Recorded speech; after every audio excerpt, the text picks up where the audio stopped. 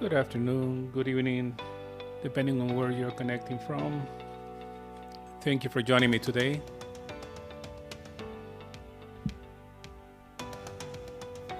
We have an interesting topic today. Many times I receive emails, some followers, some clients asking me about spirits in hypnosis sessions. So we'll talk about that today. Let's wait a couple more minutes.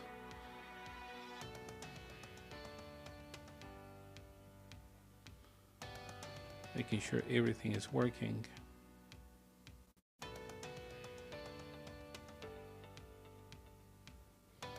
Very good.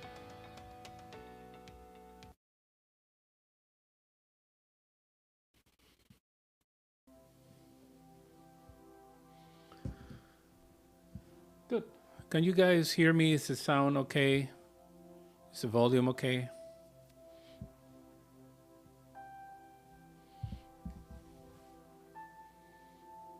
Just checking my computer right there. Turn off the monitor.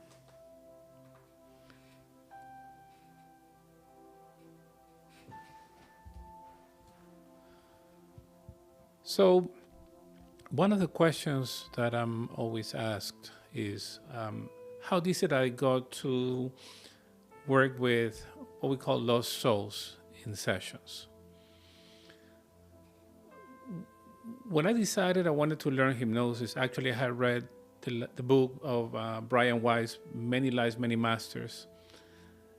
And after reading that book, I was sure what I wanted to learn. I wanted to learn hypnosis. And my father had talked to me about that book when I was in my early 20s. Even though I didn't read the book, the concepts of reincarnation resonated with me. In 2013, my mother-in-law passed away, and my wife brought some of her books. Among those books was that book, Many Lives, Many Masters. That book was supposed to be there. I needed to read that book, but that book is what made me decide to start in this journey. Let me make sure my cell phone is on mute.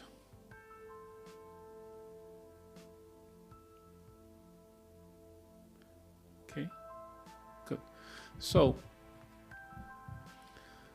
once I decided I wanted to learn hypnosis, I thought, okay, nowadays there's gotta be videos on YouTube about this.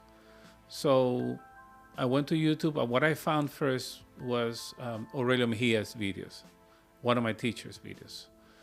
And I was amazed on how he was using his technique. He was dealing with event from this life, event from past lives. But I also noticed that he was communicating with energies that were attached to his patients, his clients. I grew up in a Catholic house, so dealing with spirits, the first thing that comes to your mind is exorcism. But I saw this guy talking to them with love, with compassion, with respect, and that really caught my attention. I really resonated with that. I wanted to learn from him, but he was not traveling to the U.S. Yet. He had traveled to the U.S. some years ago, but didn't have any plans. And I couldn't because I was working my full-time job. My cousin talked to me about Dolores Cannon. That's how I learned QHHT, Quantum Healing Hypnosis Technique. And I'm thankful to Dolores because I learned how to navigate past lives in the best possible way. But as I started practicing and having watched Aurelio's videos, I started noticing some of the things in my sessions. And I felt at that moment that I needed more tools. It is that way how Destiny, I think, I was able to host Aurelio in 2015 in my house in Charlotte. And once he posted that he was coming to Charlotte, basically he facilitated 38 sessions in 6 days. I was shadowing him. That's how I learned from Aurelio. And of course, that's how I also learned how to help lost souls. Not get rid of them, but help them. In 2015 is when I had my first solo encounter with a lost soul. And this was a week after Aurelio had gone back to, well, not gone back, he went to another city here in the US to continue facilitating sessions. And I had my first solo encounter with lost souls. If you want to take a look at that session, even though it's the first one that I uploaded to my YouTube channel, it was in Spanish. So the one with subtitles is session number 10. And this lady didn't only have one, she had three. And it was very interesting, all of the things that took place in that session. Think of every possible situation you can face as a new practitioner in a session. Pull all of those situations together, that's that session. I mean, good thing I had been shadowing Aurelio, and I was like acting second nature. I kind of knew what I had to do, which actually was a blessing for me. So what are these? What are these spirits? Why do spirits attach to people? How does that work? Antonio, isn't that possession? We'll talk about all the things today and how that works.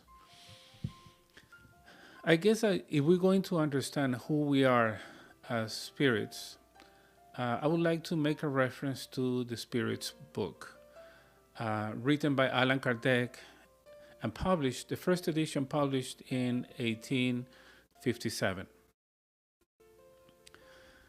In 1857, Kardec published a book with 500 questions and answers, right? Questions that were asked to spirits, and the spirits were providing the answer through mediums. Now, it is true, I can ask a question to a medium and any spirit can come and say whatever they want. So how do I know, or how did Kardec know what information was correct and what was not? With time and experience, you get to understand. Once you communicate with spirits, you start to understand kind of the level of evolution of the spirit that is communicating with you. But in his case, he came out with a great idea to validate the information he was getting. He said, in order for me to include that question and answer in this book, that answer needs to come exactly the same way through different medias in different places. There is a collective consciousness. Spirits are present everywhere.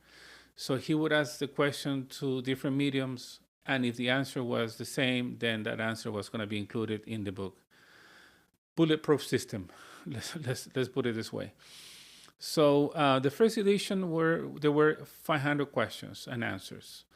In 1860, he published the second edition with, if I'm not mistaken, 1,019 questions. And he categorized, he ordered and organized that information in a way that is easy to understand. He wrote also a couple more books, and among those, the mediums books, preparing mediums to know how to work with this. And when he wrote that book, he basically put together the fundamentals of the spiritualist doctrine. It is not a religion. It's basically understanding who we are as spirits. The spirits give us all this information. So let's go ahead and take a look at, let me take this one. Right? If you, in the Spirits book, every question has a number. So we're going to talk about question number 134, right? And the question is, what is the soul? The spirits replied, an incarnate spirit. So the other question is, so what was the soul before its union with the body, before reincarnating, right? Or incarnating, a spirit. So basically, when we use the term spirit or soul, we're just talking about the location of this. If there's anything like location, if it's incarnated, we call it soul. If it's not incarnated, It's back to spirit form, but it's the same. But what is a spirit? Spirit is energy with intelligence, right? Let's continue. Are souls and spirits therefore one and the same thing? The answer is yes. Souls are no more than spirits before uniting with the body. The soul is one of the intelligent beings who populate the visible world, meaning material world, here, this earth, right? And it later temporarily assumes a physical envelope in order to purify and enlighten itself. They're making a reference to the physical body, the envelope. And the purpose of reincarnation, they're also talking about that. The purpose of reincarnation as enlightening is evolution, right? Question 135, right? Do human beings possess something else besides a soul and a body? And this is very interesting because they're going to give for the first time the concept of the perispirit. We're going to talk about that, right? Again, do human beings possess something else besides a soul and the body? The answer is the link that unites the soul and the body. There is an intermediary body that connects the soul to the physical body, right? So here's the question. I mean, these are good questions. If you're talking about 1857, what is the nature of this link? It's semi-material. It's halfway between the nature of the spirit and that of the body. These two natures needed in order to communicate with each other. It is through this link that the spirit acts upon the matter and vice versa. What are they saying? And what was saying? Somebody saying hello here. You appear with the name haha. So the question, right? Is the soul and spirit the same thing? They're different. I just answered to that. It is the same, right? So again, going back to what they just said, they're talking about a semi-material body that connects the soul with the spirit. It is called the perispirit. This is a concept that is important to know because later, years later, other mediums will come. Going to talk about Chico Xavier, Brazilian medium, the best representative of the spiritualist doctrine. He channeled over 450 books dictated by spirits, automatic writing. Okay, and the information keeps coming from spirits. It keeps getting more and more advanced and complicated. In 1925, Divaldo Franco, who's still alive, was born medium, right? And he wrote over 250 books, automatic writing, right? The spirits dictating books to him.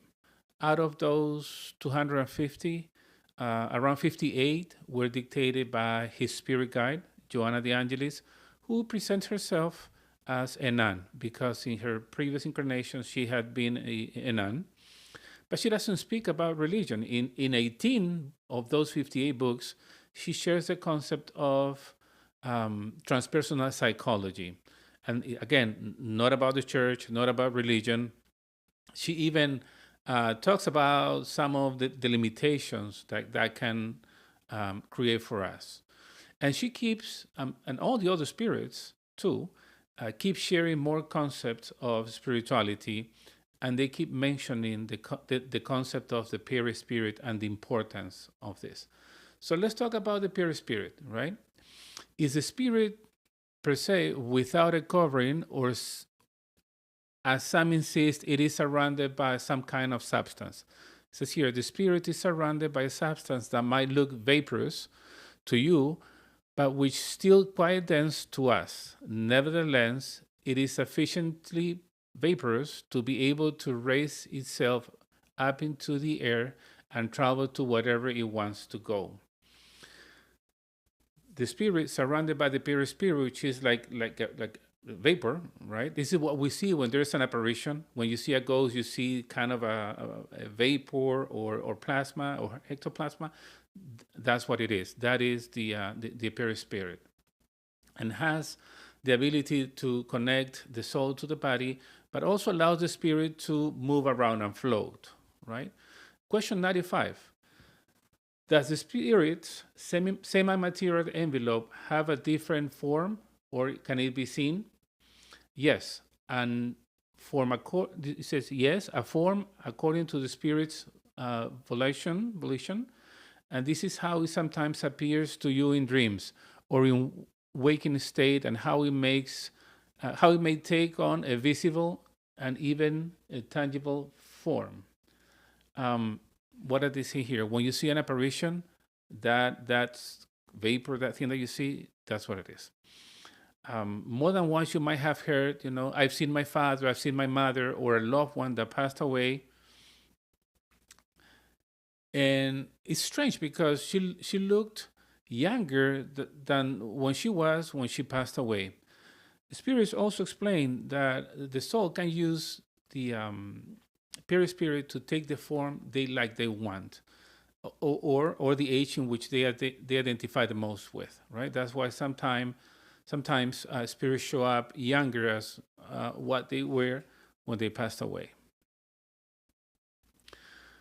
What is important? What is this perispirit so important?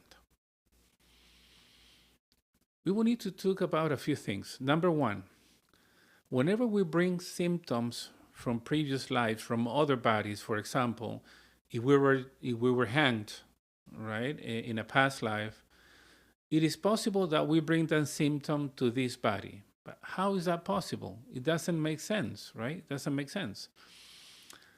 This is what happens. When you're hanged, the body, through the nerves and the muscles and the neurotransmitters, records the pain symptom of being hanged. That is transmitted to the perispirit, which is the intermediary body, and the perispirit transmits that to the soul. Is recorded in the soul, is recorded also in the perispirit. The body dies, it's true. But then that spirit, with its perispirit, is going to reincarnate in another body in the future. And if that soul experiences something similar in the next incarnation, that symptom is going to be triggered. How is that? The spirit is going to remember that, and also the perispirit is going to transmit that sensation, that hanging and choking sensation, to the physical body. This is how we feel things in the current body, even though it's a different body, and we feel things from previous bodies we have occupied. What else? We will also need to talk about birthmarks, for example. Depending on how you died in a past life, you were shot in the head or in the heart. Some people bring birthmarks when they're born in the new body. Some people bring issues with the brain or with the mind in next incarnation. So the perispirit is going to recreate that issue in the next incarnation, especially if that issue is associated to suicide or karma, meaning that that maybe you acquired a debt and now it is your time to experience that. That is why the perispirit is very important. Let's continue. What else do they say? I'm explaining all of this because we need to understand what the spirit is to understand how is it that they attach to us, right? Let me go back here.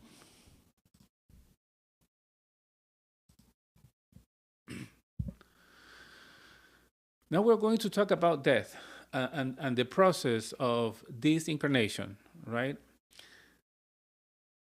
We try to avoid using the word death because it implies destruction, and it's actually just a transition. It's a disincarnation. What dies is the body, but the spirit never dies. So the question 163, upon leaving the body, the soul is immediately conscious of itself?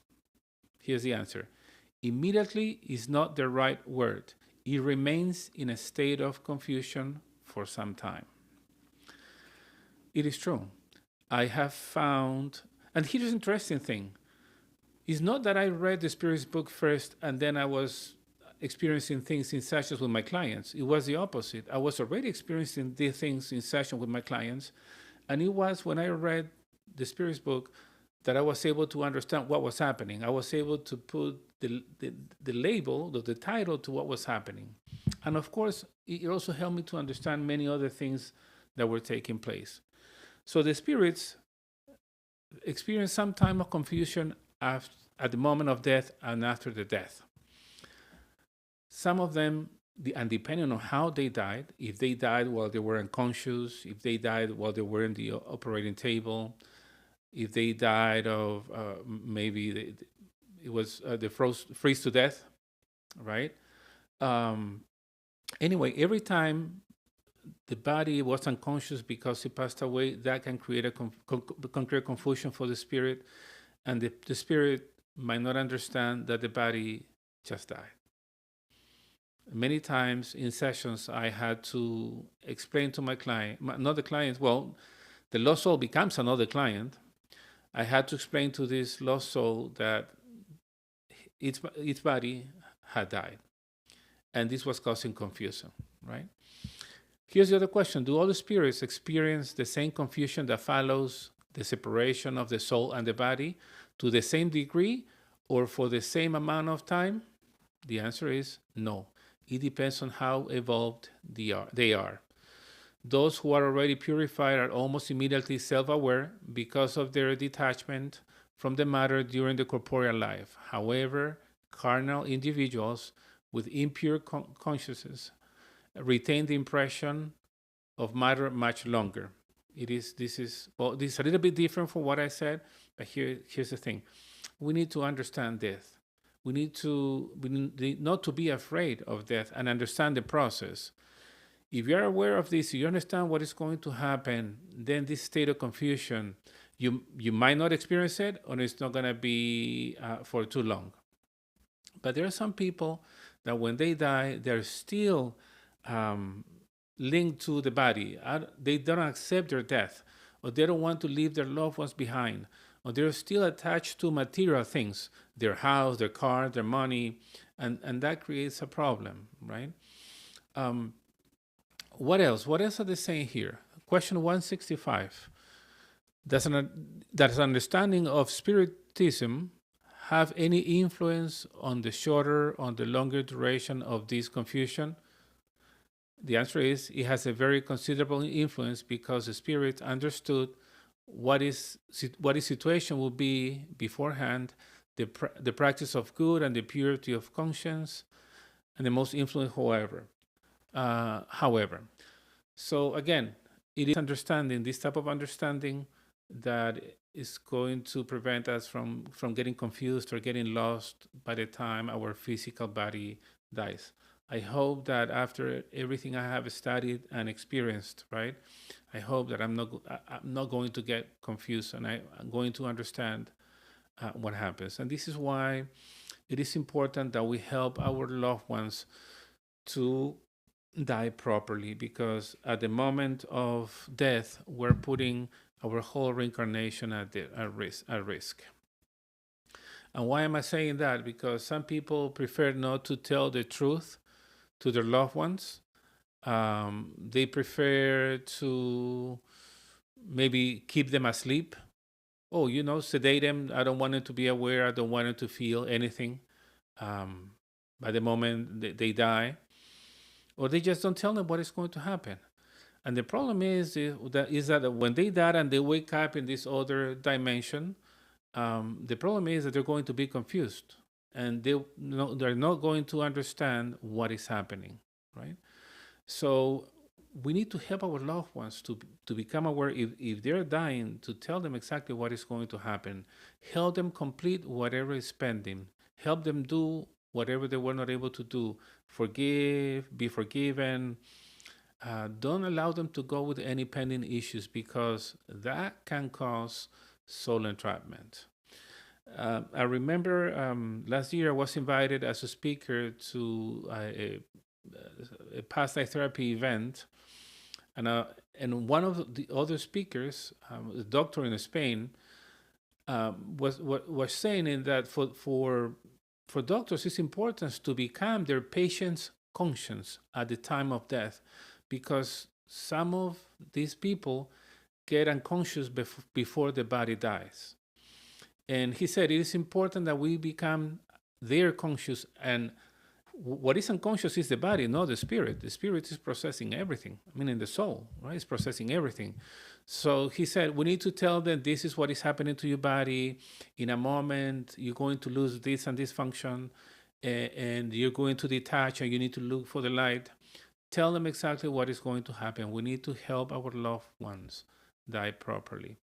Guys, give me just 1 second. Let me fix the camera. Seems I'm having an issue here. Give me just 1 second.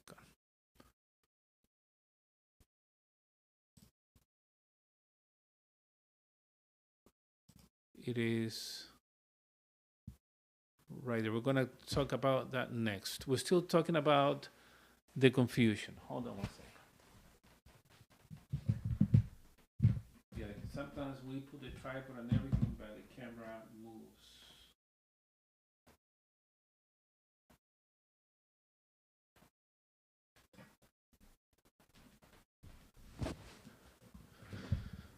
Okay, I hope this is better.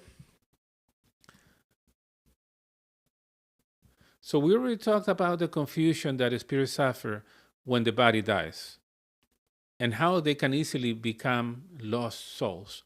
And when they become a lost souls, um, they can choose to, number one, if they're conscious about it, that they don't want to go, they want to stay behind, they might attach to somebody else. Sometimes they attach to relatives, right? Maybe with a good intention, but the consequence is the same. Or again, they might not realize of what just happened, and they attach, they get lost. There are three, I would say, three type of lost souls. We have these lost souls that are really lost, that died suddenly, tragic accidents. They were alive one moment, dead the next one. They didn't have time to process the death of the physical body, and they are confused. Then you have type number two is the loved ones.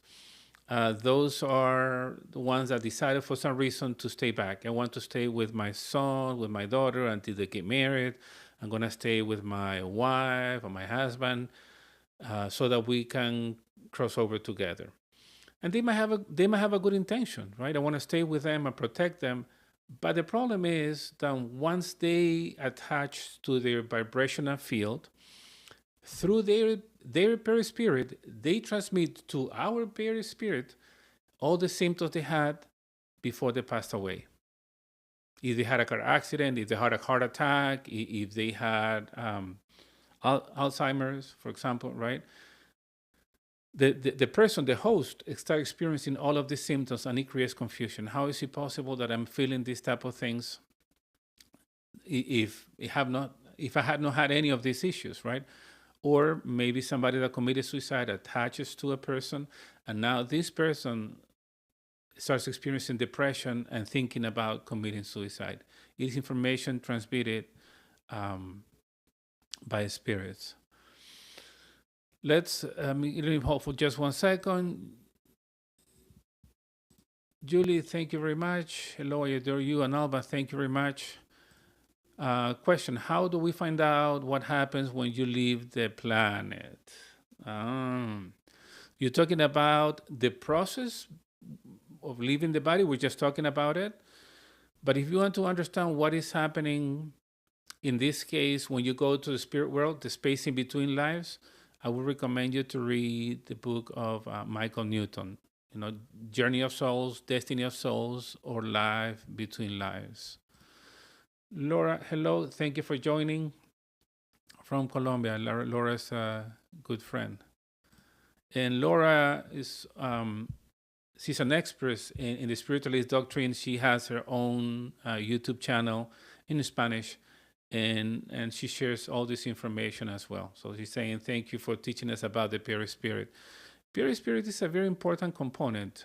Joanna de Angelis says, right, that we are, and actually the Spirit's book is saying it too.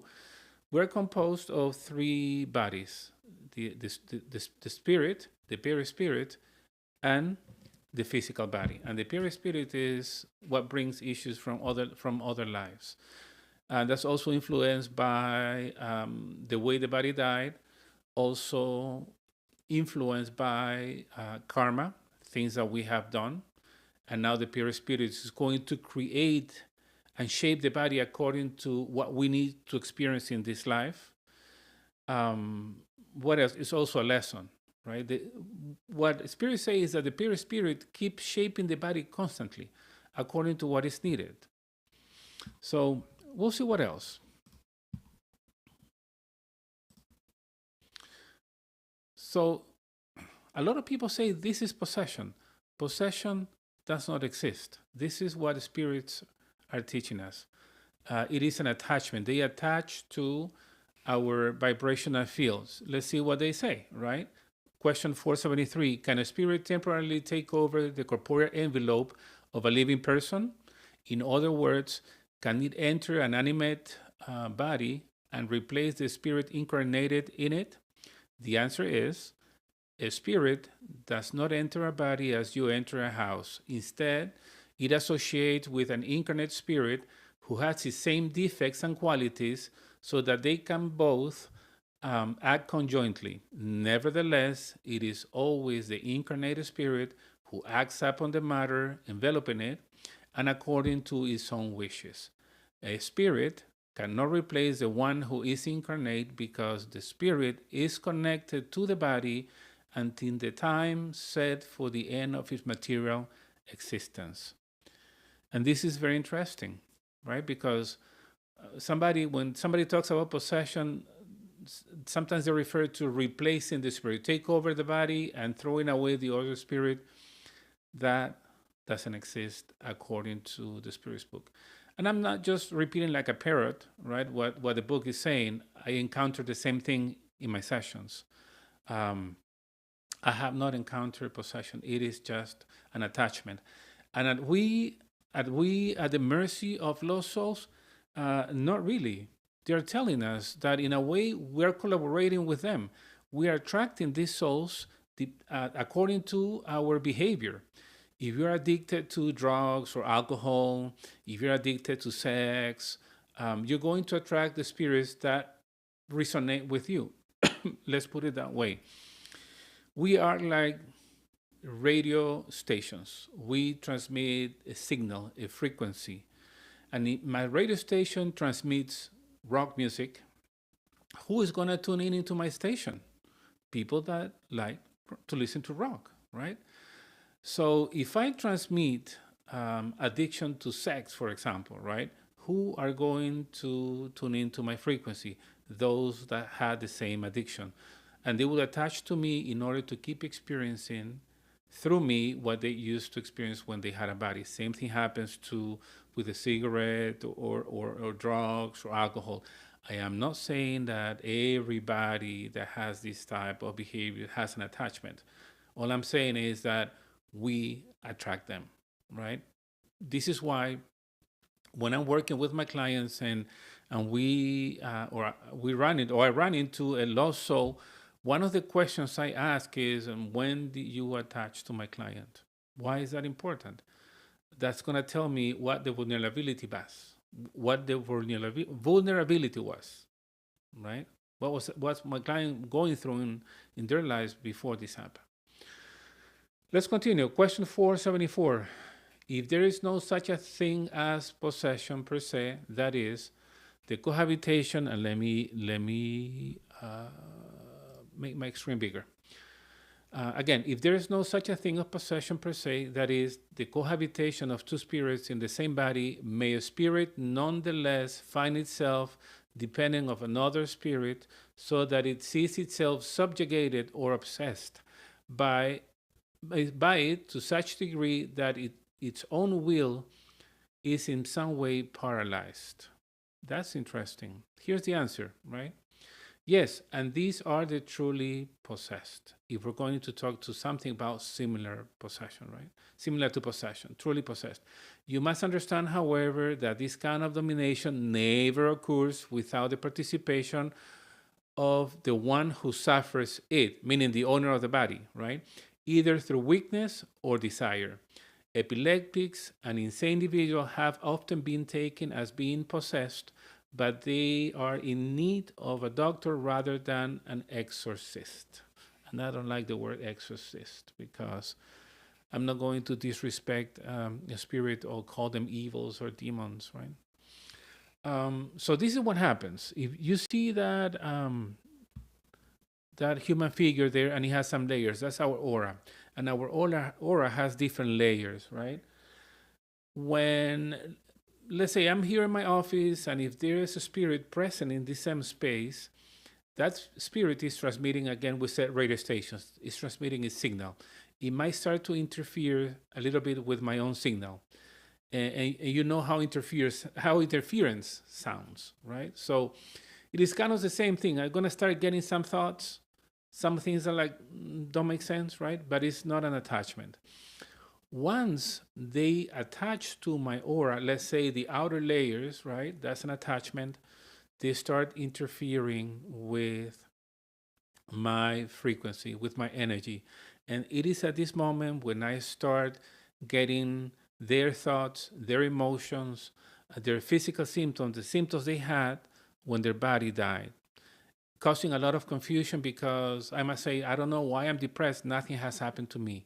Why am I thinking about committing suicide when I have never thought about this before? I don't have any of those issues in my life, right? But it is that way how they start to interfere. Now, if they keep going deeper into those layers, they get more control of the body. And this is what 470 questions 474 is saying. It gets to a point where the will of the owner of the body is kind of freezes and the other one kind of takes over. And it might look like a possession, right? But it is not. It is an attachment that has gone deeper into the layers and has more control over the body. But again, it's not that. In this case, the individual is the victim. In a way, the person allowed it, right? So, what do we do when we run into those with those spirits, into those spirits? What do we do? Number one, love is always the answer. Love and compassion. Um, we're just going to have a conversation trying to make them understand what their new condition is. If their body, if they don't understand that the body died, then we need to give them the news and tell them. Um, a few times, the reason why they attach to the person, to the individual, or my client, is for revenge. Because in a previous life, maybe my client, my patient, did something to them, and now they're looking for revenge. And they attach to them and they cause a lot of issues, right? So in this way, I need to help them work that out and work on forgiveness. Sometimes they just attach because they're lost. You also have some spirits that were sent to create issues, sent by these people that do, I don't know, these kind of spiritual things. I don't know if voodoo or anyway, these people that use spirits to harm others, but it doesn't matter. Even though the spirit is saying, I was sent to cause this issue, um, it is a lost soul because they were used and now they're trapped and they cannot leave that person because they don't understand what is going on. So that's about the spirits. Do you guys have any questions about helping lost souls? We're not getting rid of lost souls. It's not an exorcism.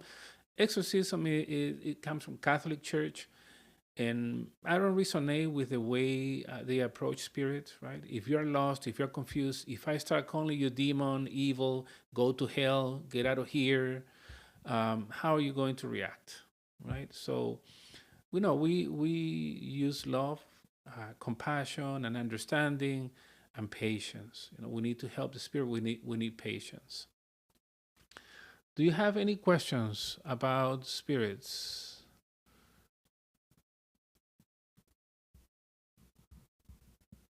no questions.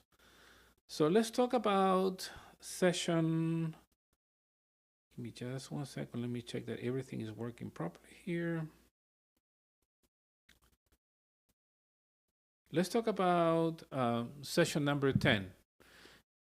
In my channel, if you search for 10 or Antonio Sanjo 010, you're gonna find that session.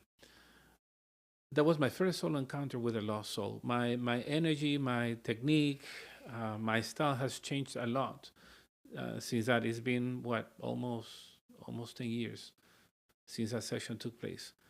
Um, you see that I'm working with Elsa. Elsa, that's the name of the client. You see what I'm calling her that way now, Elsa. Elsa went through a lot of things because of her mother. And I noticed that when people go through a lot of stuff during childhood, I would need to talk about soul fragmentation. It's a different topic, but anyway, they're very vulnerable to lost souls for many reasons, because they lost souls just see the opportunity, or maybe they come to help. The intention is that they attach to the person to help, but the consequence is the same, right? They transmit their symptoms, their emotions, and their feelings. So I'm working with her using the road change technique, and then she started experiencing pain in her foot. Pain that was not mentioned during the interview. She didn't come limping. It was pain in her foot, right? Didn't come limping. So I decided to talk to the pain, right? And it was a lost soul. That event about that lost soul is about Cesar, but you'll hear the name Raul from time to time. What I learned months later is that there were two lost souls. She had three in total. There were two lost souls communicating with me at the same time indistinctively. Sometimes they don't understand that there's another one there. There are different frequencies. They don't see each other, or they don't feel each other, right? So I'm asking a question, and then Cesar was replying, and asking another question, then Raul was replying. And this is why, if you pay attention to that video, when I'm asking questions, some of the answers to my questions will not make sense. So as the session progressed, I noticed this was about Cesar. Cesar had attached to my client in order to communicate with her aunt. Actually, he asked me to call her aunt, who was waiting in my family room, so my home office, because he wanted to talk to her aunt, my client's aunt. So we call her aunt, and that's why we established the communication. To make a long story short, this spirit and her aunt, my client's aunt, were husband and wife in a previous life. But he was killed. It seems that he went away from home for whatever reason. He was killed. He was never able to return. And what we found out is that this woman in a past life, being her wife, his wife, thought that he had abandoned her and the kids. This is what no, was it was not allowing this lost soul, meaning Cesar, to go to the light. And in order to transmit that message to um, his wife from that life, he attached to her niece. I don't know if at any point he knew, because sometimes spirit maybe know about the future, even though there's no time, that this session was going to take place. Once this lost soul was able to give the message, I'm sorry, I didn't abandon you, I was killed, he was able to go to the light. But he let me know about two other spirits present. In this case, he was able to see the other ones, but the other ones were not making a reference to Cesar. Interesting. So later in the session, there's another lost soul that manifests. As I start to communicate with this lost soul, she says that she attached to Elsa at a wake. Whose wake was it? She said, my wake, right?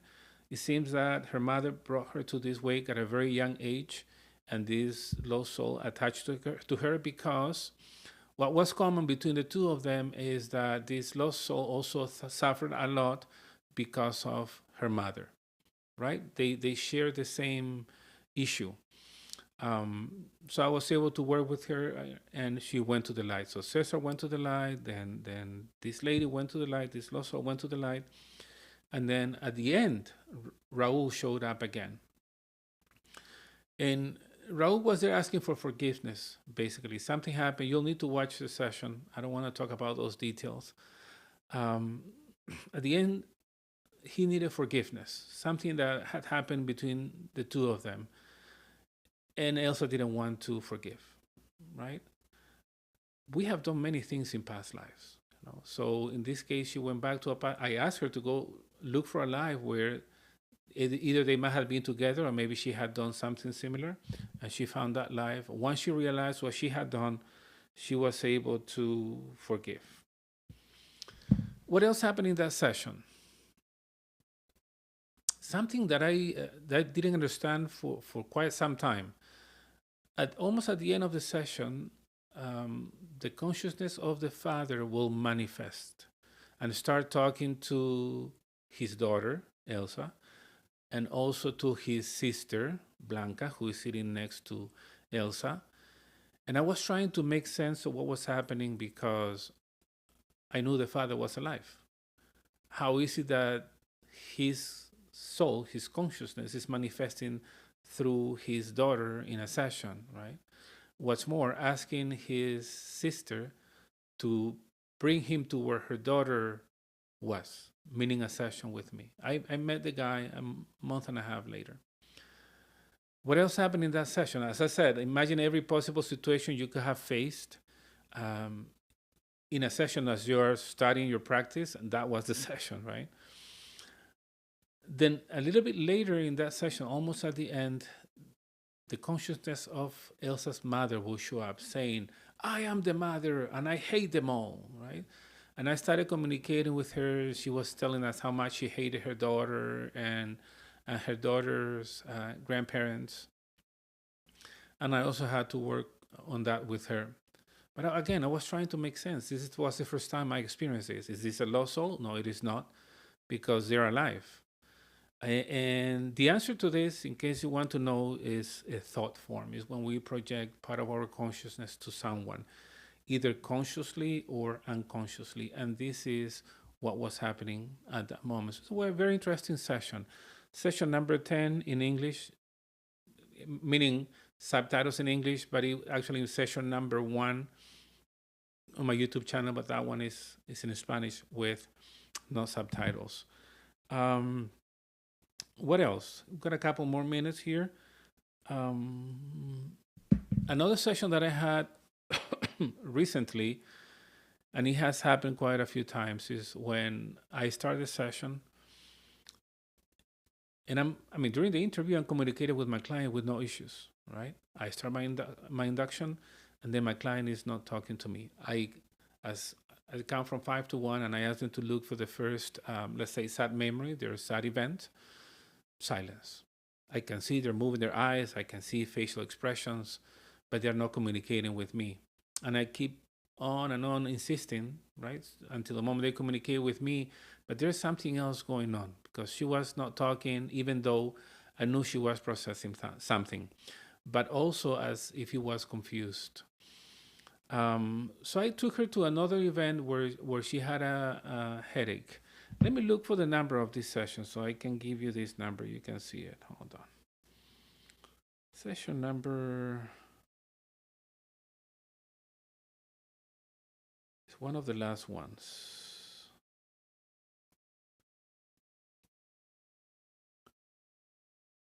Session number 346, Spanish with subtitles in English. And I basically communicated with two lost souls. They were causing the blockages, and I was able to explain to them what happened. Not explain to them, understand what happened, make them understand their situation, and invited them to go to the light. The two of them went to the light, and when the session was over, my client didn't even remember what happened. Very interesting. She went to the somnambulistic state. What else? 348, recent session, Spanish with subtitles in English. There's a lost soul also. But in that session, you can also see the consequence of suicide. She committed suicide in a past life. And by killing the body, You are not escaping the issue. Who brings the depression, the sadness, all of these issues is the soul. You kill the body, you didn't solve anything. Your soul is going to bring the same issues when you reincarnate, and it's going to be more difficult. And depending on how you kill yourself, the spirit is going to recreate that issue in the new body. If you kill yourself, think of all the issues you're going to have. If you poison yourself, so um, you'll see what happened to her. There was no escaping from the lesson, because through her daughter in this life, she had to experience that again. And it was even, I would say, more painful. But she was able to get the understanding, and the understanding, love, and compassion is what facilitates the healing in these sessions. 348. There are, if you look for the word spirit, in my YouTube channel, you will find a lot. I enjoy communicating with lost souls. Some people say, I'm afraid nothing is going to happen. Their issue is not with you. They're not going to do anything with you. Of course, I'm not disrespecting them. I'm not insulting them. I'm not asking them to just go out or throw them away. I'm helping them. I'm basically doing therapy on them. They become another client. You need to care. They know a lot of information about you as a practitioner through your energy field, through your aura. They can find a lot of information. And as spirits say, spirits can even read your thoughts. So we need to have, well, number one, we should not have ego when we facilitate sessions. Number one. Number two, we should have the right intention when we do that. And number three is always love and compassion. Anyway, that's what I wanted to share with you guys in this hour we have been together. Um, if you want to learn any of these techniques, you don't have to learn it from me or from Alba when we choose the class together. If there's somebody else that teaches you to deal or help lost souls from the frequency of love and compassion, go ahead and do it. Um, you you will not believe how, I don't want to say how common it is to find lost souls attached to people, but it happens a lot, right? And it's true. I use hypnosis to communicate with them, but you don't need to. Sometimes they just manifest, and you just need to understand who you're communicating with. Alba and I have a class coming in the Netherlands, right? This is in October. We have a workshop first. You go to my website or Alba's website, you see we have the workshop, An Encounter with Your Soul, a 4-day workshop. It's a beautiful workshop. If you don't want to learn hypnosis and you want to work on your issues, I mean, get the knowledge, get the understanding, work on your issues, find the origin of issues, patterns, behavioral patterns. I mean, that's the right workshop for you. If you want to learn how to help others, we have the 6-day course. It's actually a course slash retreat. So we're all day together. We might finish at 4:35. Then we have dinner at 6 to 7. And then we get together again for maybe an hour and a half more or an hour. And we practice more, or you get to witness sessions we facilitate with the ones taking the course, the volunteers. So it's a very beautiful experience just being at Samaya, which used to be a monastery, and it keeps still. The energy of the monastery is great. Being together, Alba and I, when we finish the class, or when we're done at 8, let's say at 8:30, I don't go to bed. I enjoy staying with you guys and talk and share experiences. I really enjoy communicating with all of you that are willing to learn this type of technique. I'm not the same person I was when I started doing this. I would say that practicing hypnosis is a two-way street. Yes, you give something in a session, but you also get. I was able to heal a lot of things from my clients when I was facilitating sessions, and of course, my clients were also able to get something from me, or the technique, or light beings that are assisting us during sessions. And it's beautiful when we get emails saying how the session and the information they got changed their lives. Anyway, let's see. Julie says, oh, yes. Julie says, okay, thanks. And if there is any other topic you want me to talk about in the future, send me an email. I would like to do this live streaming more frequently. I don't want to say like once a week, but more frequently. And we'll talk about those topics, anything you want to learn, or send me questions. And that way, before I start the new live streaming, I can address the questions that you guys asked. It's going to be up to here with me. Thank you very much for listening. And until next time, take care. Bye.